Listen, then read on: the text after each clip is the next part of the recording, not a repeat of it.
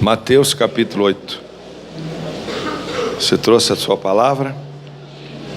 Mateus capítulo 8, versículo 5 até o 13. O tema da mensagem é: a tua fé te salvou. A tua fé te salvou. Amém, queridos? Glória a Deus. Então vamos lá. Tendo Jesus entrado em Cafarnaum, aproximou-se dele um centurião, implorando: Senhor, o meu criado jaz em casa paralítico e em terrível sofrimento. Disse-lhe Jesus: eu irei curá-lo. Mas o centurião respondeu: Senhor, não sou digno de receber-te sob o meu teto, mas dize somente uma palavra e o meu criado ficará curado. Ouçam. Pois eu também sou homem sob autoridade, tenho soldados às minhas ordens, e digo a este: vai, e ele. Digo ao outro: vem, e ele. Digo ao meu criado: faze isto, e ele. Ouvindo isto, admirou-se o Senhor Jesus e disse aos que o seguiam: em verdade vos digo que nem mesmo em Israel encontrei tanta fé. Mas eu vos digo que muitos virão do Oriente e do Ocidente, assentar-se-ão à mesa com Abraão, Isaque e Jacó, no reino dos céus. Mas os filhos do reino serão lançados fora nas trevas, onde haverá pranto e ranger de... Então disse o Senhor Jesus ao centurião: vai e seja feito conforme a tua... Tá fraco, né, gente? Conforme a tua... Vocês estão aí ou estão em casa? Assistindo Fantástico na cabeça, né? Porque às vezes na cabeça a pessoa está lá pensando um monte de coisa. Então coloca a sua cabeça aqui, amém? Naquela mesma hora o seu criado ficou curado. Amém. Glória a Deus. Então preste atenção. Aqui, esse homem, chamado a história de um centurião. Centurião era um homem que, um soldado, um guerreiro, ele era um comandante do exército de 100 soldados.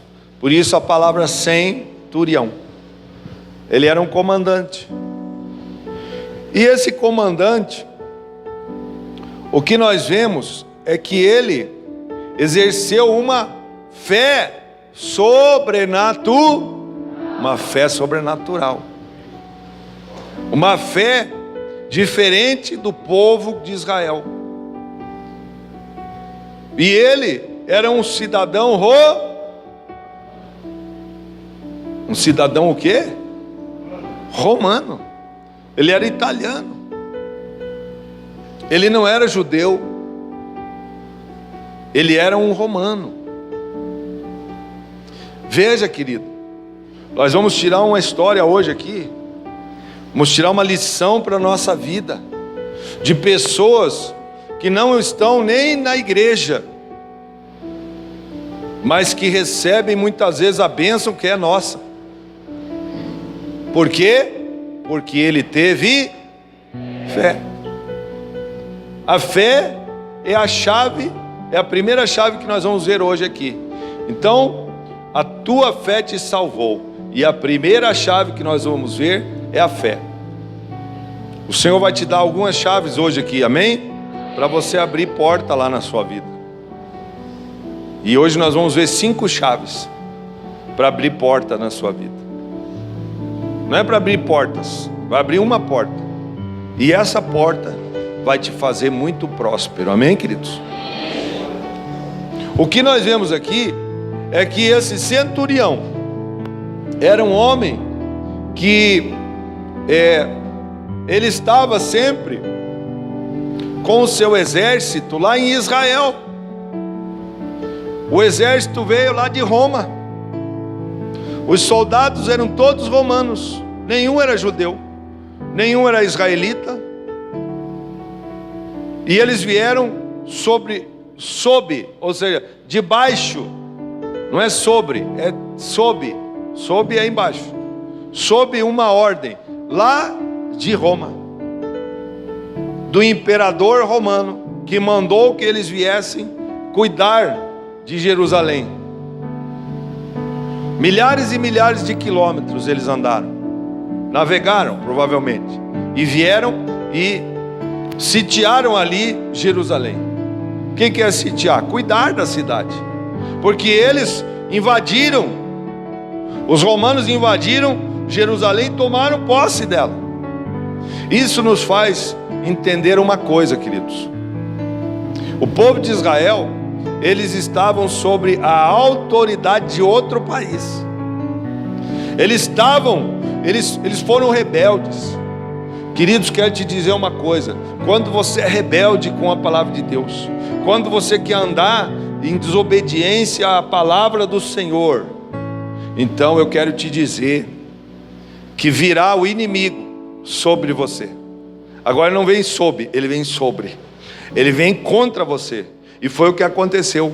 O povo de Israel, sempre quando resolveu seguir a outros deuses, o Senhor Jeová, o Senhor dos exércitos, permitia que o inimigo viesse e atacasse Israel. E foi o que aconteceu.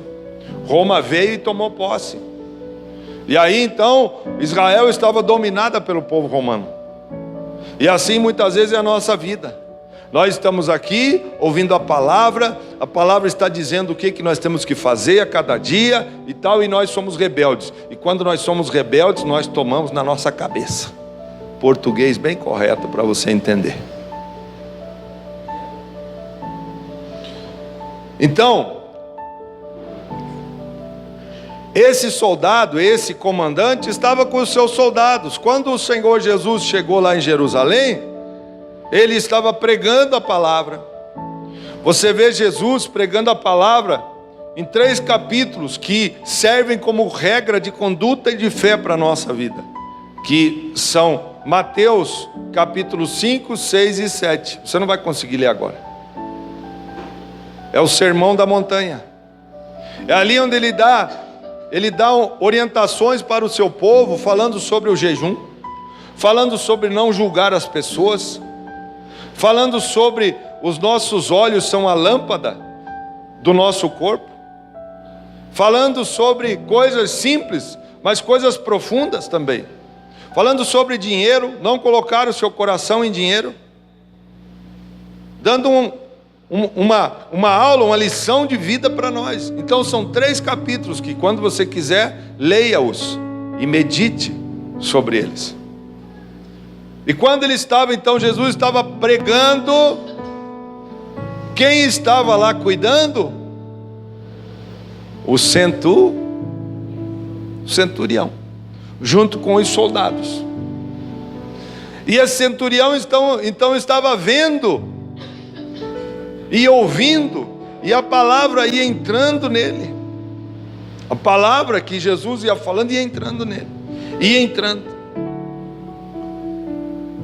E ele, além de ouvir a palavra, porque a Bíblia diz que a fé vem por ouvir pela palavra de Deus.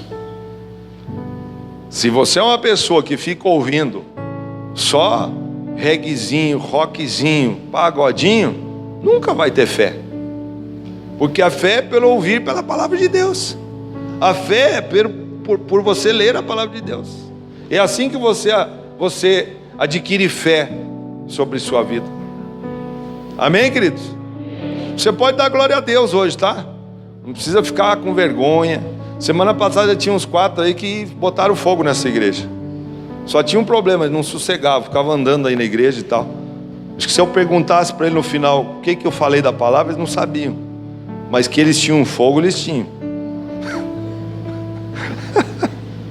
Né? E eu entendo que tudo tem que ser equilibrado. Você pode dar glória a Deus. Tem uns caras aqui que vieram de outras igrejas pentecostal aí, pode dar glória a Deus, não precisa ficar só, né? E esse homem então, ele dá uma lição para nós. Ele dá essa lição de que ele ouvia a palavra de Deus. Jesus estava lá pregando, e ele foi aumentando a sua fé, porque cada vez que ele ouvia, aumentava a fé, até que ele teve um encontro com Jesus. Até que ele teve um encontro, ele começou a ver Jesus curar o paralítico, curar o cego, curar o surdo, o mudo. Ele começou a ver o Senhor, e ele começou a acreditar que aquele ali era aquele que era espírito e vida. Amém, querido? Ele era espírito e vida. Ele ia trazer vida para aquele que existia só morte e sequidão. Ele ia trazer vida, e ele trouxe vida. Em Hebreus 11:3 diz assim: pela fé entendemos que foram criados, algumas versões dizem assim, foram criados os mundos. Na realidade, o Senhor criou o universo todo, amém, queridos? E Jesus estava lá no momento da criação do mundo, porque ele disse: haja luz, e houve luz. Glória a Deus. Então ele estava presente no momento da criação. E se você acredita que ele é o Filho de Deus, então você nasce de novo, e hoje você recebe a vida de Deus em você. Glória a Deus. Por quê? Porque esse homem aqui, ele entendeu. E aí, Hebreus diz assim: pela fé entendemos que foram criados os mundos, ou foi criado o universo pela palavra de Deus, de maneira que o visível veio a existir das coisas que não aparecem. Das coisas que não aparecem, está ali, ó. E ele então acreditou que aquele que estava ali na frente dele era o Filho de Deus. Essa é a primeira chave. A segunda chave é a palavra. A palavra. Pela palavra, o Senhor Jesus criou todas as coisas, formou todas as coisas. Eu já falei sobre isso. Agora vamos para o terceiro aqui. A terceira chave é: debaixo do meu teto. Olha o versículo, deixa eu ver aqui, versículo 8, diz assim: mas o centurião respondeu. No 7 diz assim: Jesus, eu irei curar o teu servo, o seu criado. Mas no 8 diz assim: respondeu o Senhor Jesus. Respondeu o centurião: Senhor, não sou digno de recebê-lo debaixo do meu teto.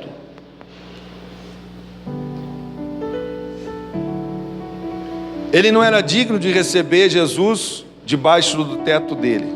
Mas entenda uma coisa: o centurião, ele entendeu algo sobrenatural que mudou a vida dele. Mudou a vida dele. Diz assim mais: mas dize somente uma pá, e o meu criado será são. Por que é que ele falou isso aqui? Sabe por quê? Porque ele era um soldado. Ele era um comandante, mas era um soldado.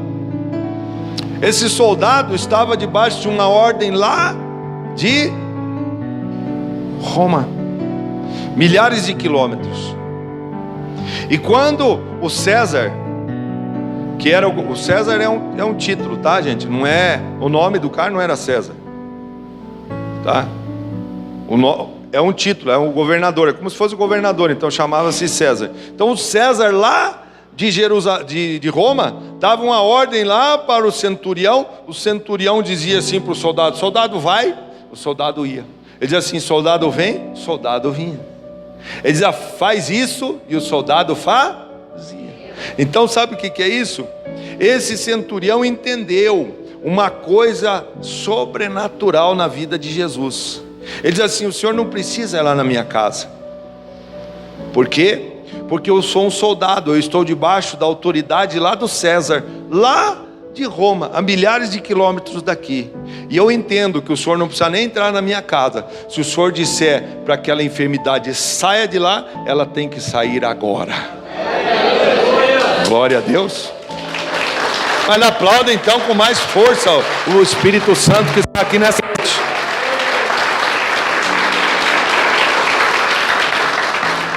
Olha, o que ele entendeu é que quando uma pessoa se coloca debaixo da proteção daquela autoridade, então, sabe o que ele entendeu? Ele entendeu um mistério, o mistério da autoridade. Ele entendeu que esse mistério da autoridade, quando você se coloca debaixo de uma proteção espiritual, você recebe a autoridade que está sobre aquela proteção espiritual. Aleluia. Amém, querido? Você está entendendo isso? Você está entendendo que não dá para você ficar pulando de galho em galho na sua vida espiritual? Que não dá para você estar aqui hoje e amanhã você está em outro ministério? Que não dá para você estar aqui hoje ouvindo essa palavra e amanhã você ouvir sei lá mais quem aí? Que hoje está cheio, está meio à la carte assim. Você vai lá e escolhe, abre um menu e escolhe, hoje eu vou ouvir esse aqui, amanhã eu escuto aquele outro e tal. Só que quem você deveria ouvir para você ter autoridade espiritual para repreender o mal que está sobre a sua vida, você não escuta. Aí você não tem autoridade espiritual para repreender nada. Aí não acontece nada na sua vida. A grande sacada desse homem, que não era nem judeu, não era nem de Deus, foi que ele entendeu e se colocou debaixo da autoridade de Jesus. E ele não escutou, sabe quem? Os fariseus, os saduceus, os essênios, os zelotes. Tinha uma cambada lá em Jerusalém, uma cambada de gente que dizia que era de Deus, mas que quando Jesus chegou, eles não o aceitaram como filho de Deus, e eles não receberam nada. Jerusalém foi destruída no ano 70, logo depois que Jesus morreu e ressuscitou, é claro. Foi arrasada. Além de estar sob domínio de Roma, depois foi arrasada. E cada vez que o povo de Deus se rebelava, vinha o inimigo e pau sobre eles, lenha nas costas, chibata no povo de Israel. Então, esse homem, ele entendeu que ele, se colocando debaixo da autoridade do Senhor Jesus, e entendeu que ele era o Filho de Deus, então ele diz assim: não precisa o Senhor ir lá na minha casa, porque eu estou me colocando agora debaixo da tua proteção e da tua autoridade. Diga só uma palavra e o meu servo vai ficar curado agora. Glória a Deus. Você entende? Pode aplaudir Jesus então, vai.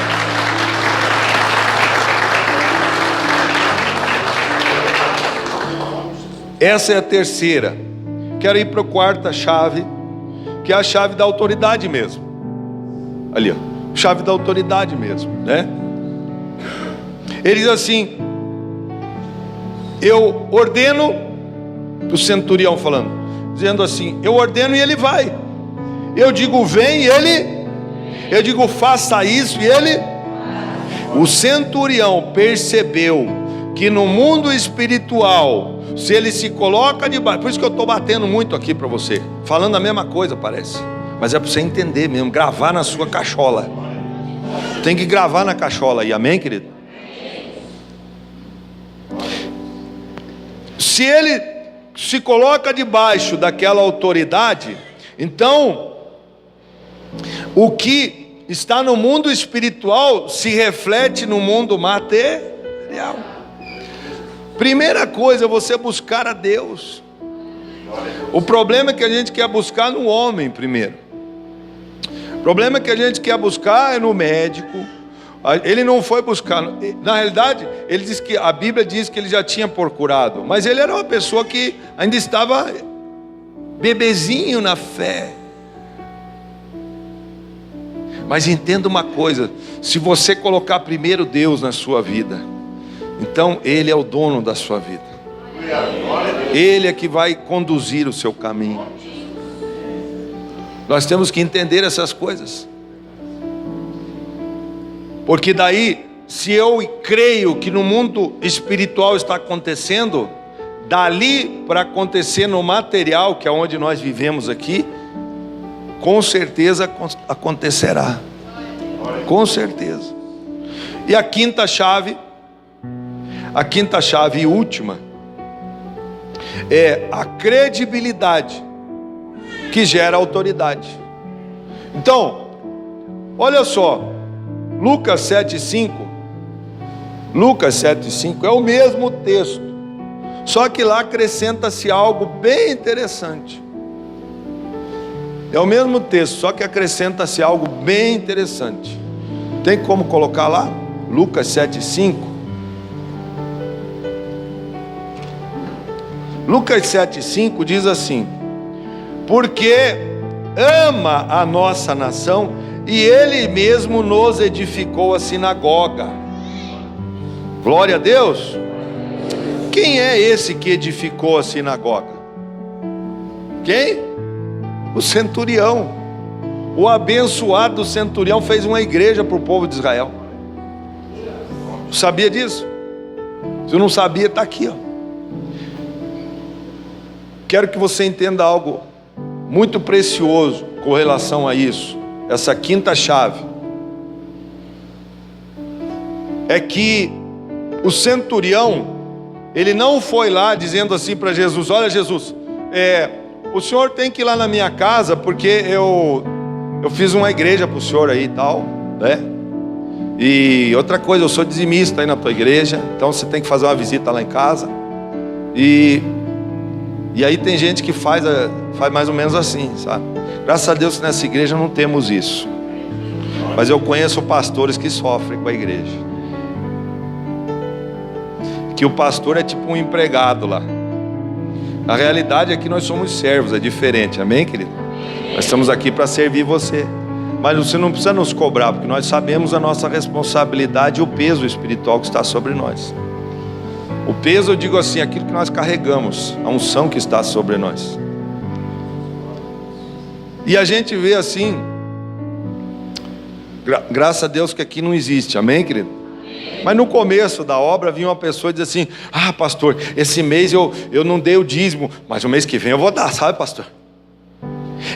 E ficar se explicando para mim o que eu tenho a ver com a sua vida, abençoado. Se você não dá o seu dízimo, não devolve, porque você tem que devolver, porque não é seu. A Bíblia diz que não é nosso. O que eu tenho a ver com a sua vida? Se você anda numa vida derrotada, o problema é seu. Se você não entender que você tem que devolver o dízimo, que é 10% do que passa na sua mão, então você vai viver dentro da casa de Deus. Não sei se vai ser salvo, porque a Bíblia diz assim, que os roubadores não herdarão o reino dos céus. E a Bíblia diz, lá em Malaquias 3,10, vós, a nação toda, me roubais. E dizem, no que te roubamos? E ele diz assim, nos dízimos e nas ofertas. Então aquele que não devolve o dízimo é ladrão. E se é ladrão, a Bíblia diz que os ladrões, em Apocalipse diz assim, que os ladrões não herdarão o reino dos... Fechou? Então às vezes você está na igreja e não é dizimista. Eu quero que você entenda, querido, eu estou aqui para te ensinar. Nós não estamos aqui para passar a mão na sua cabeça e concordar com a vida de pecado que talvez você esteja vivendo. Porque se você está roubando a Deus, você está em pecado. Glória a Deus. Esse acho que foi meio assim, né? Ele foi na canela, né? Meu Deus, é doído ouvir, mas é a verdade, querido. Eu tenho que te falar. Eu tenho que te falar. Então, a gente vê assim, que ninguém chegou. Ele não chegou, o centurião não chegou lá para Jesus. Ó, Jesus, eu construí uma igreja. Não, sabe quem veio falar? Aqueles fariseus, saduceus, dizem assim, olha, Senhor, leve em conta, porque Ele ama a nossa Ele ama a nossa nação. Ele até construiu uma igreja.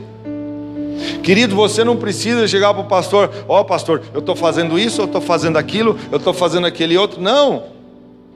Aquilo que você faz, você faz para o Senhor, e Ele leva em conta todo o teu trabalho.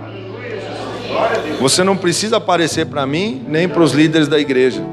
Quando você faz, a Bíblia diz assim: não veja a tua esquerda o que faz a tua direita. Ou seja, quando você dá uma esmola para alguém, você não diz assim: ah, eu abençoei fulano com uma oferta. Não precisa falar isso, gente.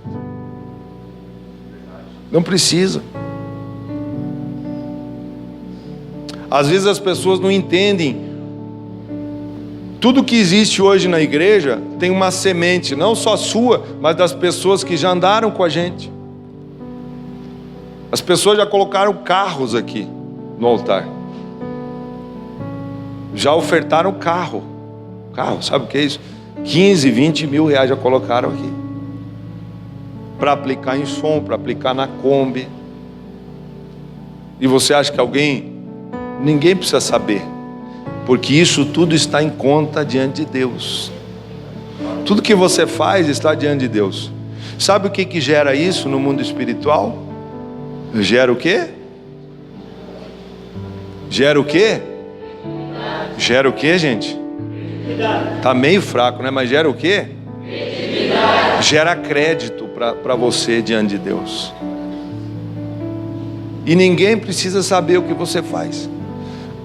Quando você vem lavar a casa de Deus, limpar aqui, você não está fazendo para mim. Às vezes eu noto assim, tem pessoa, né? Glória a Deus que não é vocês, tá?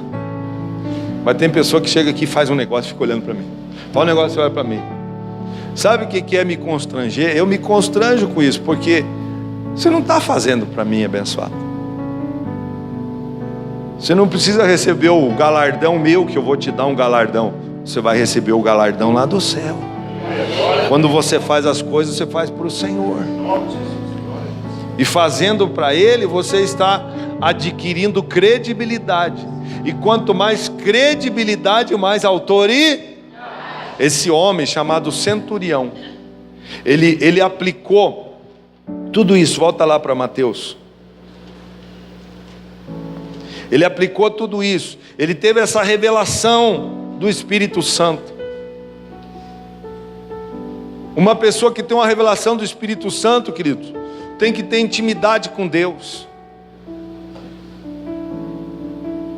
Ele teve intimidade. Eu entendo assim, que ele ouvia a palavra de Jesus, chegava em casa e começava a buscar a Deus. Ele tinha intimidade com o Senhor.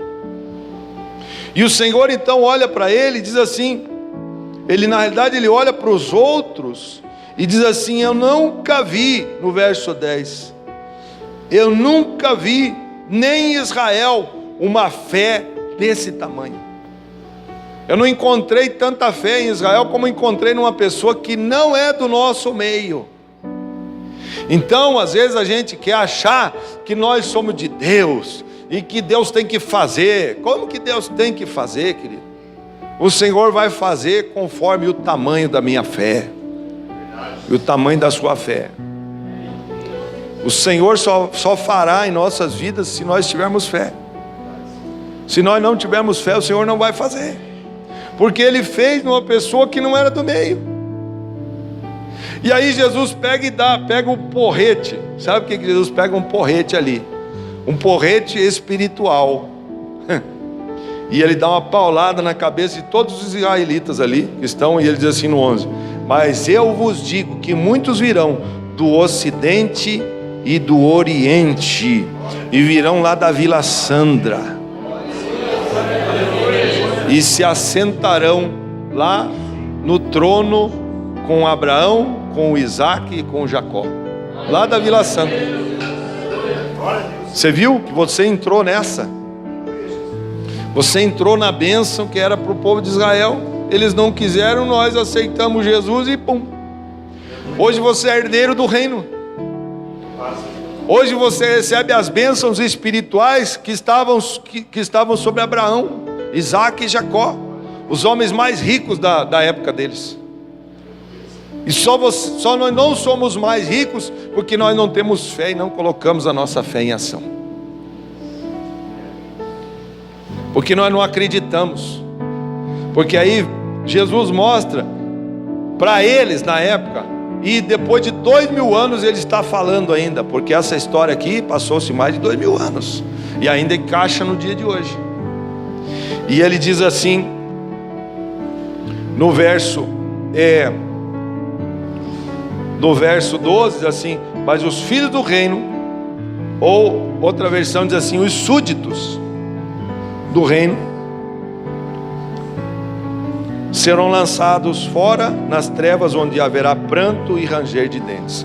Queridos, esse lugar não é para nós, amém, queridos? Esse lugar não é nosso. Diga para o seu irmão, diga aí para ele: o lago de fogo e enxofre não é para você entrar, aonde haverá pranto e ranger de dentes. Meu Deus, esse não é o lugar para o povo de Deus. Esse não é o nosso lugar, queridos. Não é o nosso lugar. O nosso lugar é na eternidade com o Senhor Jesus, amém, queridos? Esse é o nosso lugar. Isso que nós estamos aqui pregando é de uma profundidade para você viver em vitória na terra. Para você entender que quando você se coloca debaixo da autoridade do discipulador e da discipuladora, quando você se coloca debaixo da autoridade do líder espiritual, da célula, que está lá pagando o preço por você, eu creio que você abençoa seu líder espiritual da célula com oração. Eu creio que você abençoa ele com um lanchinho lá. Não deixa tudo nas costas do pobrezinho, que ele não é pobre, ele é rico, porque se ele já abriu aquela célula, porque ele é um homem, um varão de guerra. Mas você entende também que você precisa abençoar a vida dele, para que a bênção, quando você semear lá naquela célula, a bênção vem sobre sua vida também, amém, queridos? Entende isso? Entende isso, que a pessoa que está lá é uma pessoa que paga preço. O líder de célula é o mais atacado. Ele é atacado como eu sou, talvez numa proporção menor, mas ele também é muito atacado, porque ele é como se fosse Jesus naquela casa. E quando as pessoas chegam lá, as pessoas veem Jesus na vida dele. Então, quando nós vemos esse homem aqui, esse centurião, entendendo todo esse mundo espiritual, que Jesus estava cercado de anjos, que o Senhor Jesus dizia sai, tinha que sair. Quando o Senhor dizia assim, a doença tinha que sair, tinha que sair.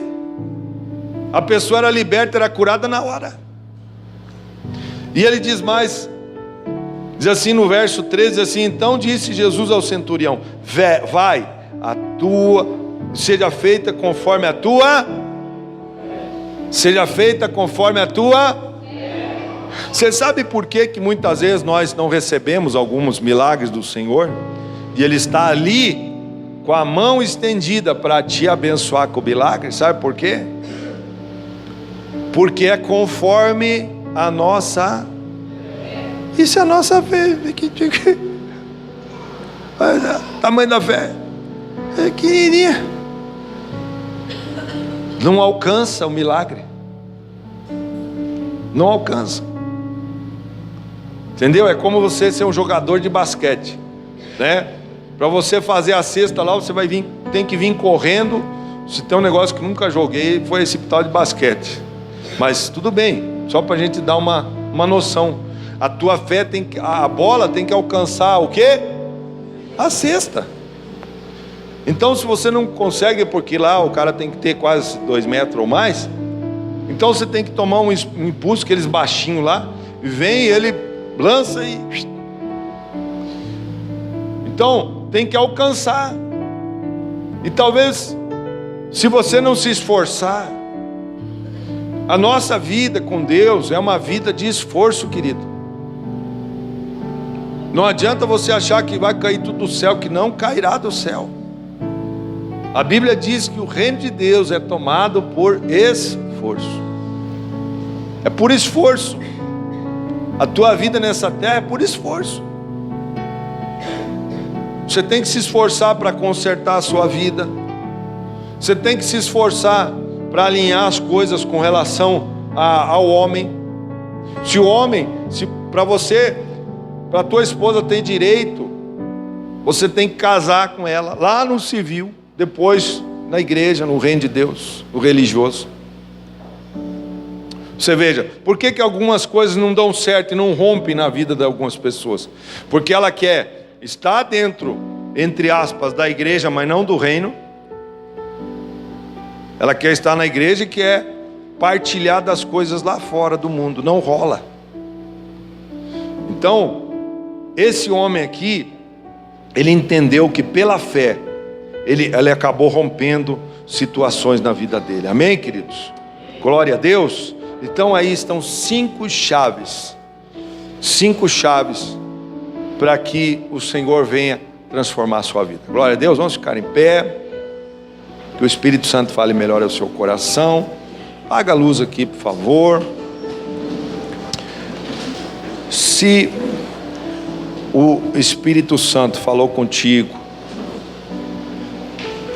a respeito dessa palavra, né? Então, eu quero que você dê um passo de fé. Talvez você está vencendo em 2, em 1, 3, 4 ou nenhuma dessas chaves aqui que nós te demos hoje. E você hoje precisa então tomar uma decisão. Senhor, qual é a chave que eu preciso? A primeira foi a da fé. A segunda foi a da palavra. Acreditar na palavra. Com uma palavra o Senhor muda a sua vida. Se colocar debaixo do teto, ou seja, debaixo da cobertura da proteção espiritual.